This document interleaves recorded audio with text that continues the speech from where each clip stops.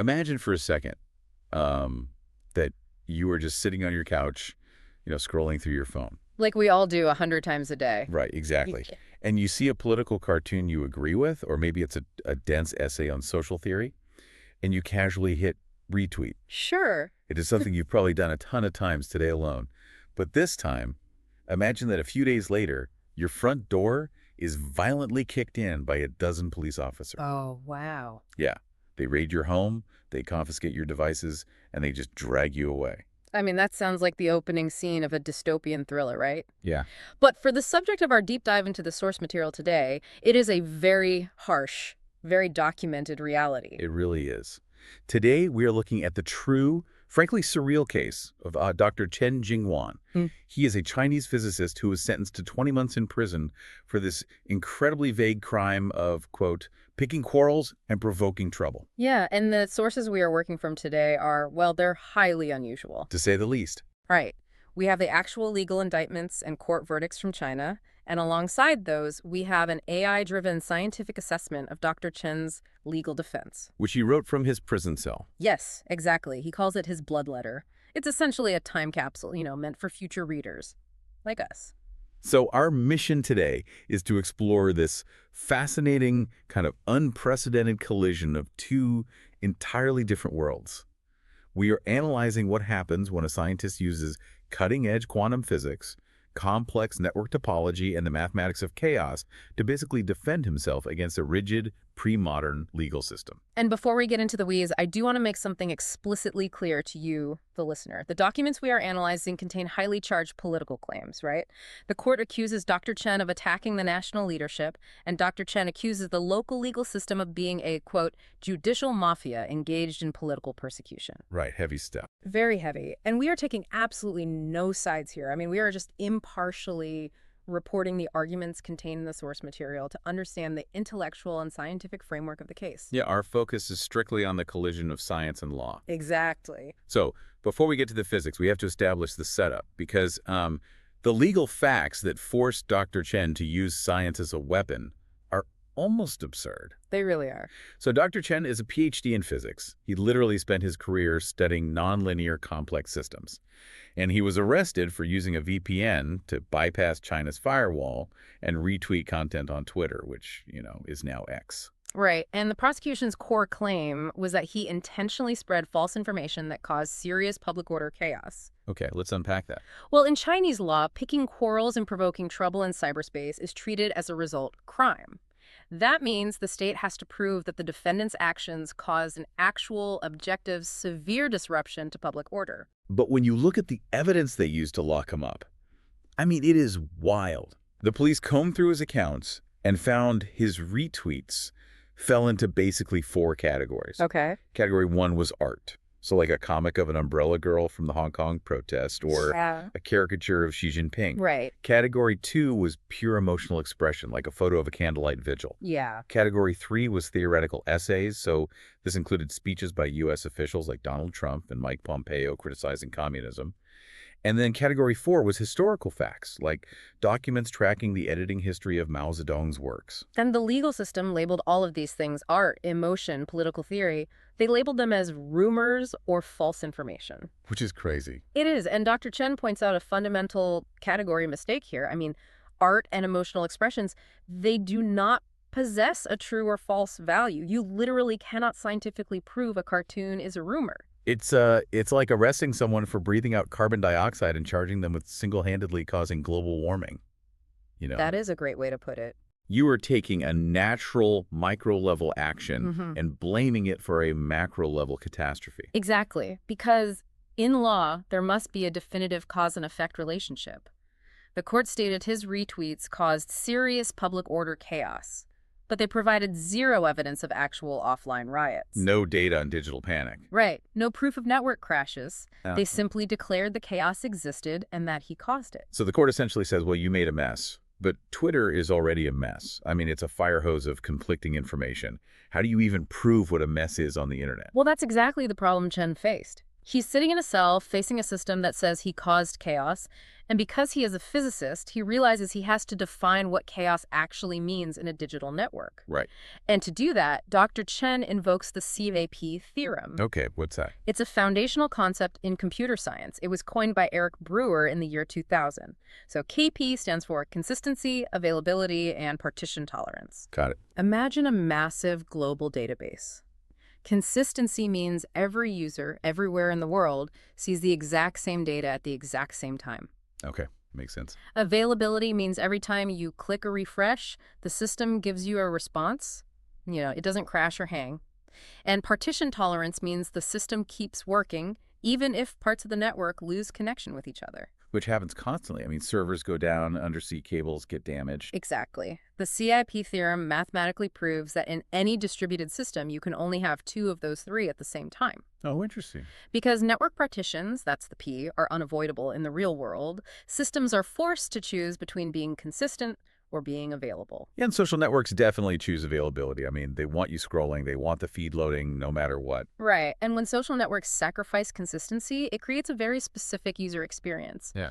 It means, you might see a retweet at 1:00 p.m., but I don't see it until 1:05 p.m. Yeah, or replies arrive out of order, timestamps clash. Exactly. You click on a post that says it has 3 comments, but when it loads, there's nothing there. Oh, I hate when that happens. Right. But the system is literally designed to be fragmented and asynchronous. That fragmentation isn't serious public order chaos. It's just how the servers talk to each other. So Dr. Chen argues the network is mathematically guaranteed to be somewhat inconsistent, noisy, and disorderly. Yes.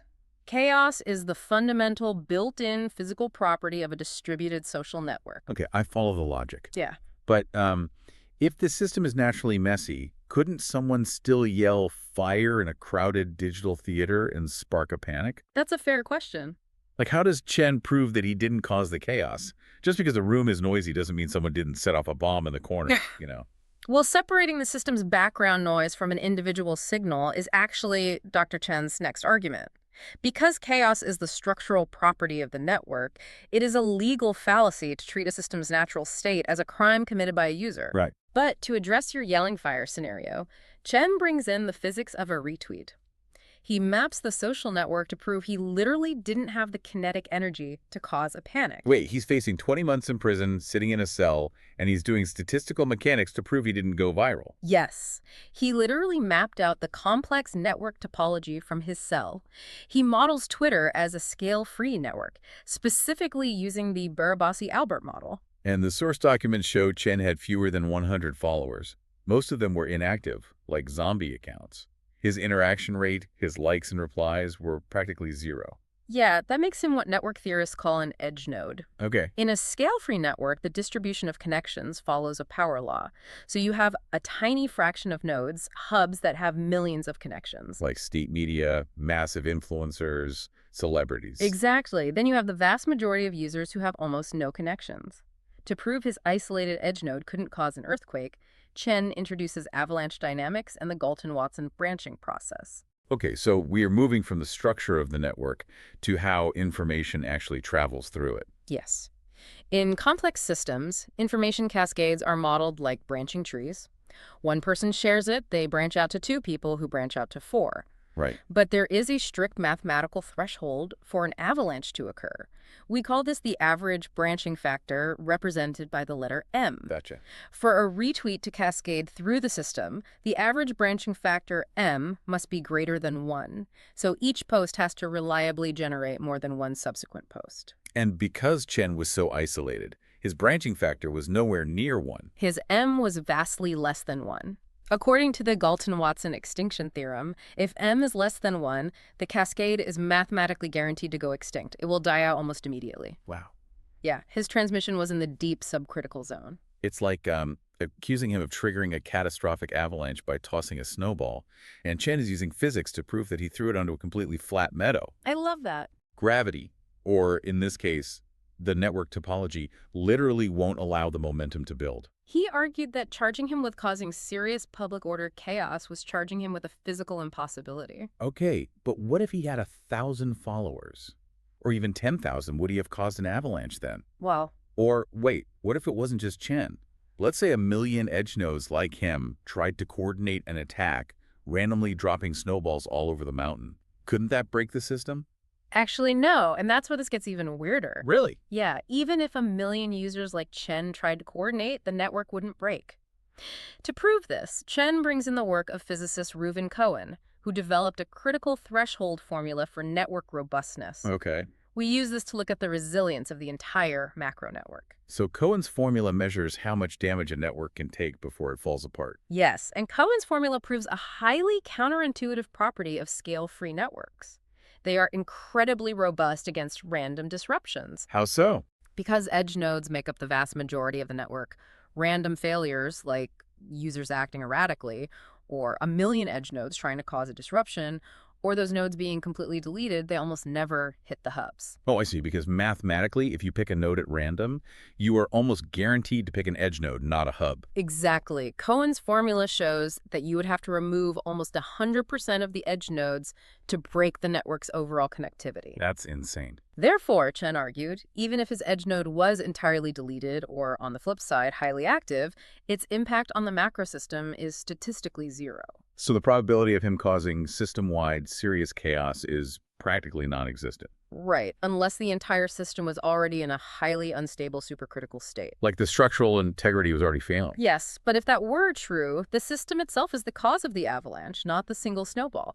And the prosecution never provided any evidence that the Chinese internet was in a supercritical state of imminent collapse. Okay, so Chen basically presented a bulletproof mathematical proof of innocence.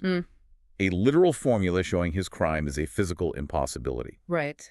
He used the CAP theorem to define the environment, scale-free network topology to define his place in it, and the Galton-Watson branching process to definitively prove he could not have caused public chaos. Exactly. How did the human judge react to all of this? The court entirely ignored the science. The verdict relied on what is legally known as subjective presumption. Meaning they just guessed what was in his head. The court reasoned that because Dr. Chen has a PhD and a high level of education, he should have known that the posts he was retweeting were rumors. Therefore, they deduced, he is guilty of intentionally spreading them to cause trouble. Wait, are you serious? His high education, the very thing that allowed him to prove mathematically that he couldn't cause a disruption, was used by the judge as the proof of his guilt. Yeah. That is a staggering logical paradox. The judge used an assumption about his intellect to bypass the need for physical evidence of the crime. And that's when Chen realized he wasn't in a legal debate at all. He was witnessing what he called a cognitive collapse of an institution. Wow. This is the crux of the clash of civilizations within this case. The legal system was trying to use a linear, Newton-style cause and effect rule. You pushed this, so it broke, to govern a non-linear, quantum-level complex digital network where cause and effect just don't work that way. It's like trying to enforce local speed limits on an electron. Ah, exactly. The rules simply do not apply to the reality of the environment. And this raises the broader question of why you, the listener, should care about a physicist in a Chinese prison. We all live in complex, non-linear digital systems. Every time we post, share, or like, we are participating in a scale-free network. Yeah. Yet all over the world, we are governed by linear, sometimes archaic institutional rules that fundamentally misunderstand the technology they are trying to regulate. We are digital citizens judged by analog courts. Very well said. Yeah. And Dr. Chen knew he was going to lose. His blood letter wasn't written to convince the judge who sentenced him. Right, it was a time capsule. Exactly. He explicitly wrote it to document the exact moment a legal system completely detached from scientific reality, substituting subjective political logic for empirical evidence. It is a profound mismatch between science and institutional power. But there is one last mind-bending concept from Dr. Chen's defense that we really have to talk about before we wrap up. Oh, yes. To point out the ultimate arrogance of the legal system, he invoked Gödel's incompleteness theorem. Yes, Kurt Gödel. He was the mathematician who basically broke mathematics. Right. In the early 20th century, mathematicians like Bertrand Russell were trying to prove that mathematics was a perfect, complete system where every true statement could be proven. Gödel came along in the 1930s and shattered that dream. How did he break it? I mean, math seems pretty solid to me. Well, he essentially used a mathematical version of the liar's paradox. Okay, remind me what that is. The liar's paradox is the statement. This statement is false. Oh, right. If it's true, then it's false. If it's false, then it's true. It creates an unresolvable loop. Gödel translated this concept into pure mathematics, creating an equation that essentially said, this equation cannot be proven. Oh, man. So if the equation can be proven, then it's false, which means the math is broken. Yes. But if the equation cannot be proven, then it's a true statement. But the math is incomplete because it can't prove it. You nailed it. Gödel proved that in any sufficiently complex mathematical system, there are statements that are true, but can never be proven within the rules of that system. No system can be both completely comprehensive and perfectly consistent. There are always unprovable truths. Okay, so how does Chen apply a 1930s mathematical paradox to his 20-month prison sentence? He uses it to deliver just a philosophical gut punch. Chen argued that if mathematics itself, the purest, most rigorous language in the universe, cannot claim absolute perfect certainty, how terrifying is it when a legal or political system claims to possess absolute truth over a chaotic digital society? Right.